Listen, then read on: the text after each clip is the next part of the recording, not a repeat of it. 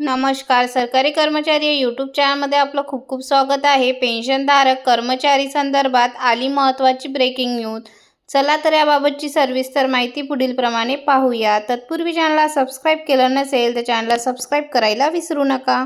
सरकारी कर्मचाऱ्यांना दर 10 वर्षांनी लागू होणारा वेतन आयोग यंदा दिनांक 1 जानेवारी 2026 पासून लागू होणार आहे. दिनांक 1 जानेवारी 2026 पासून 8वा 8 पे कमिशन लागू करण्यात येत आहे. केंद्र सरकारने नवीन वेतन आयोग समितीची स्थापना करून सदर समितीस आपले कामकाजाबाबत अधिसूचना निर्गमित केली आहे.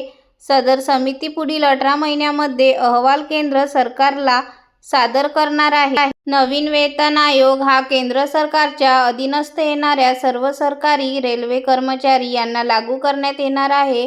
परंतु या नवीन वेतन आयोगामध्ये काहींना वगळण्यात आले आहे. पेन्शनधारकांना नवीन वेतन आयोग मिळणार का? नवीन वेतन आयोगामध्ये पेन्शनधारकाच्या पेन्शनमध्ये सुधारणा करण्याबाबत कोणत्याही प्रकारची तरतूद नसल्याने सदर समिती पेन्शनधारकांना नवीन वेतन आयोग लागू करण्याबाबत कोणतीही शिफारस करणार नाही. याशिवाय केंद्र सरकारचे नवीन वित्तीय कायदा 2025 नुसार पेन्शनधारकांना नवीन वेतन आयोग लागू करण्याबाबत तरतूद नमूद नाही.